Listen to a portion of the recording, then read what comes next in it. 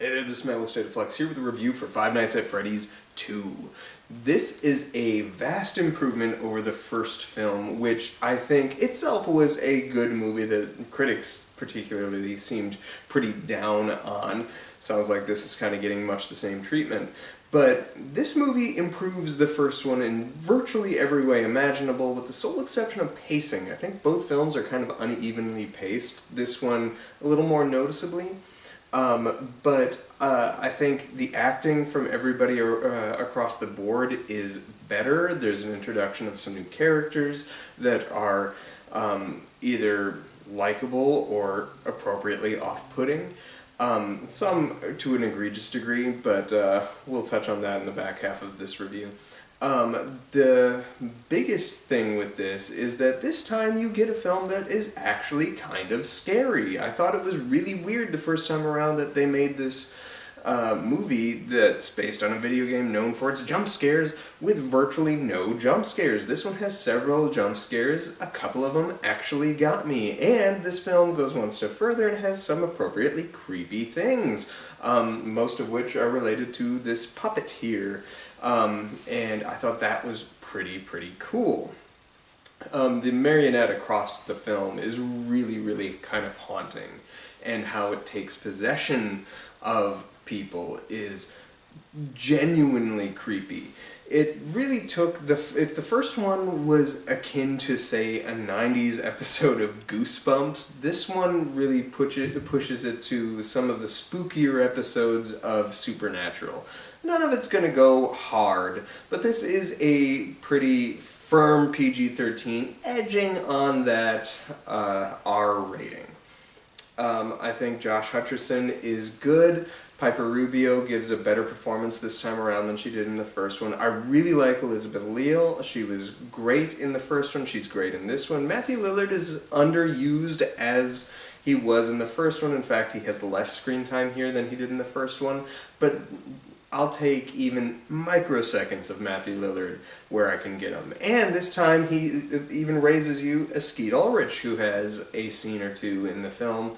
And Skeet, my boy, gives a pretty dramatic performance that you don't often see from him. So that was fun. McKenna Grace is also really good in the movie. She has a couple of really fantastic scenes. But this film's set pieces, along with the animatronics work, are really strong. Just as they were in the first film, the animatronics are functional animatronics, and they look cool. They have more to do here, but this film has a grander scope, and that's really where the film works.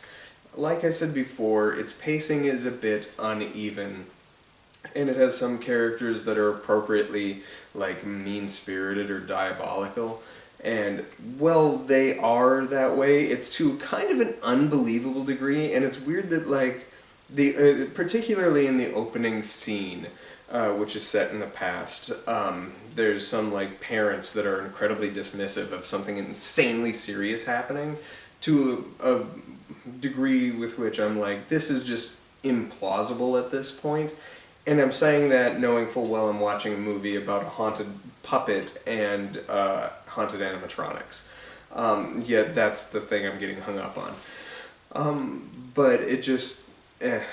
I was kind of concerned about Scott Cawthon's writing of the screenplay because he had, like, help from 5 additional people that first time around. This is the first time he's writing solo, and I read some of those books in research for my podcast for Why We Horror. I did Five Nights at Freddy's last month. You can check out that video right here. But like we kind of pointed out on the podcast, he is sort of a creepypasta pick-and-choose artist, where he allows others to manufacture the world, and then he just kind of molded it to his working, or at least that's how it came off to me. But his screenplay this time around is pretty solid and whatnot. Emma Tammy's direction, I think, is stronger this time around than it was in the first one. Though I do think that first one might look a little better than this one does, which is weird because this one has a massively inflated budget, going from 20 million to like 50 million.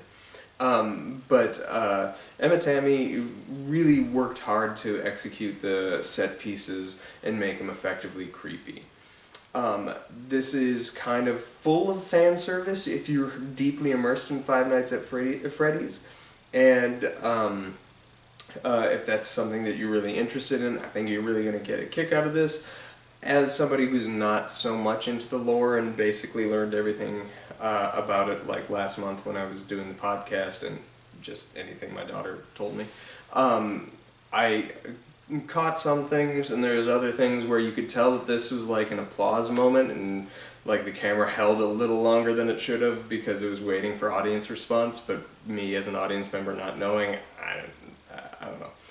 But both my wife and I, we watched it, and we liked it better than the first one. I think you will too. I give this movie a firm 3 out of 4 stars. Let me know what you thought of this film in the comment area down below. Like, subscribe, do all that good stuff. Peace.